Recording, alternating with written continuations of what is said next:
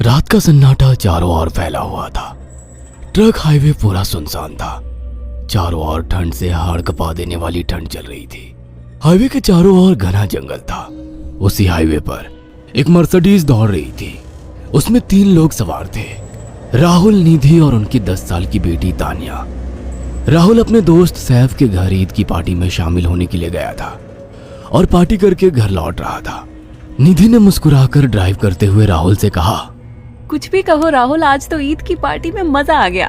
हाँ, मेरा दोस्त बहुत ही बिंदास और हंसी मजाक करने वाला व्यक्ति है। मैंने देखा उसके घर पर शहर की एक से एक बड़ी हस्ती थी, मगर फिर भी वो उन सबको इग्नोर करके हमें इम्पोर्टेंस दे रहा था। हाँ, देगा क्यों नहीं, आखिर मेरा दोस्त जो है। सच में राहुल, अमेरिका से इंडिया लौटकर बहुत अच्छा फील हो रहा है। वैसे तुम्हारा दोस्त सचिन अभी तक नहीं आया अमेरिका से? निधि की बात सुनकर राहुल चौंक कर बोला, ओह शिट यार, उसका फोन आया था कि वो इंडिया आ रहा है। उसने बोला था कि मुझे एयरपोर्ट पर पिक कर ले। निधि बहुत नाराज होगा वो। कोई बात नहीं, उससे बोल देना कि तुम्हें बिल्कुल याद नहीं रहा, और फिर तुम्हें सैफ की इनवाइट की हुई ईद पार्टी में भी तो शामिल होना था। निधि ने इतना बोला ही था कि उसकी बेटी तानिया ने अपनी माँ की ओर देखकर कहा, मुझे भूख लगी है माँ, और प्यास भी। तानिया की बात पर निधि ने बुरा सा मुंह बनाकर उसकी ओर देखकर कहा, पार्टी में तो इतना खाया था तुमने, फिर भी भूख लगी है? निधि की बात पर तानिया ने मासूम सा चेहरा बनाकर कहा, कोई बात नहीं मम्मी, मुझे पानी ही पिला दीजिए। कितनी बार बोला है मुझे मम्मी मत बोला करो। पानी अभी नहीं है, आगे जाकर कोई शॉप पड़ेगी तो बोतल खरीद के दे दूंगी। निधि की बात पर राहुल ने मुस्कुराकर कहा, छोटी बच्ची है निधि, इतना नाराज होना सही नहीं है। राहुल ने इतना कहा ही था कि अचानक एक काली परछाई राहुल की कार के सामने आकर खड़ी हो गई। राहुल के पैर अचानक ब्रेक पर पड़ गए। गाड़ी तेज रफ्तार में थी। ब्रेक अचानक लगने से पलटते पलटते बाल बाल बची थी। राहुल के चेहरे पर भयानक ठंडी में भी पसीने की बूंद टपकने लगी। वो दोनों कार से बाहर निकल आए। निधि ने डरते हुए कहा, आखिर कौन था ये? ऐसा लगा जैसे कि कोई भयानक काली परछाई मेरे कार के सामने आकर खड़ी हो गई हो। वो दोनों काली रात के सन्नाटे में इधर उधर देखने लगे। तभी निधि को एक घने पेड़ के पास दो चमकीली हुई आंखें दिखाई दी। उसकी आंखें बिल्कुल भेड़ियों की तरह लग रही थी। निधि ने चीखते हुए राहुल से कहा, राहुल देखो कौन है वो, जल्दी से गाड़ी में बैठो, मुझे बहुत डर लग रहा है। राहुल ने उस तरफ देखा तो उसके रोंगटे खड़े हो गए। वो दोनों गाड़ी के अंदर बैठने ही वाले थे कि अचानक एक अजीब सा चेहरा वाला भयानक सा आदमी बिजली की रफ्तार से उनके सामने आकर खड़ा हो गया। राहुल ने देखा कि उसका चेहरा बिल्कुल सड़ा हुआ था और उसकी आंखें भेड़िए की तरह चमक रही थी। उसके लंबे लंबे बाल उसके कंधे तक आ रहे थे और उसके दांत भेड़िए की तरह बाहर की ओर निकल रहे थे। हाथों की जगह नुकीले पंजे थे।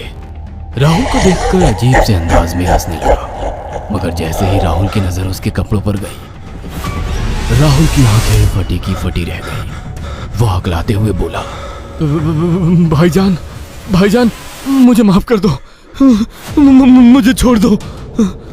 राहुल ने इतना कहा ही था कि अचानक उस अजीब से दिखने वाले भयानक आदमी ने अपने पंजों से राहुल की गर्दन कसकर पकड़ ली और एक ही सेकंड में उखाड़ कर जमीन पर फेंक दी। राहुल के धड़ से लाल रंग का खून का फुहारा फूट पड़ा।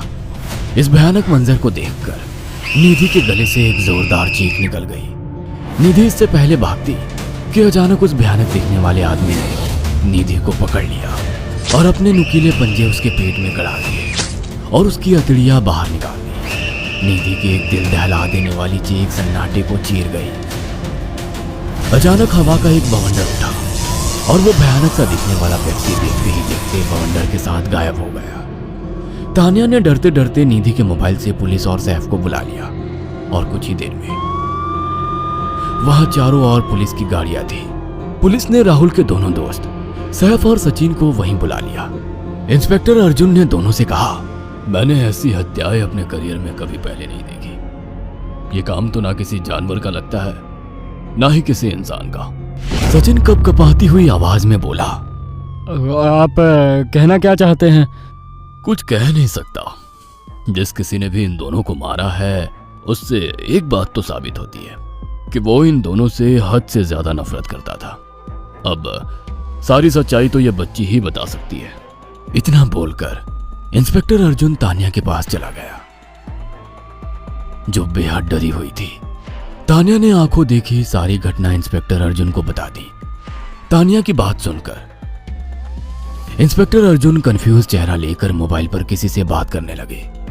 सचिन इंस्पेक्टर के पास आ गया और सैफ भी डरता हुआ इंस्पेक्टर अर्जुन के पास आकर बोला, क्या हुआ इंस्पेक्टर? तानिया ने क्या बताया? उसने जो बताया वो काबिले यकीन नहीं है। उसकी बात पर किसी भी तरह से यकीन नहीं किया जा सकता। फिर भी कुछ तो बताया इंस्पेक्टर। हाँ, उस बच्ची के मुताबिक एक भूत ने निधि और राहुल को बड़ी बेदर्दी से मारा है। इंस्पेक्टर की बात सुनकर दोनों बुरी तरह से चौंक गए। क्या मतलब है इस बात का? बच्ची बेहद डरी हुई है। हम आगे की तफ्तीश जारी रखेंगे। निधि और राहुल तो चले गए, अब तानिया को मैं रख लूंगा। नहीं, राहुल मेरा अच्छा दोस्त था। तानिया अब मेरे साथ रहेगी।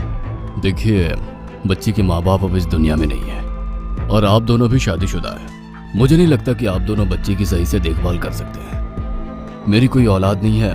मैंने अपनी पत्नी को फोन कर दिया है, वो भी IPS ऑफिसर है। ये बच्ची आज से मेरे साथ रहेगी। उसका मासूम चेहरा मेरे दिल में उतर गया है। अब तुम दोनों जा सकते हो। पूछताछ के लिए मैं जब भी तुम्हें बुलाऊं तुम दोनों आ जाना। इंस्पेक्टर ने ये बात बोली ही थी कि अचानक वहां पर मौसम बदल गया। चारों ओर काली घटाएं छा गई और एक भयानक बवंडर उठा और देखते ही देखते सब पुलिस वालों के सामने वो भयानक चेहरे वाला आकार सबके सामने खड़ा हो गया।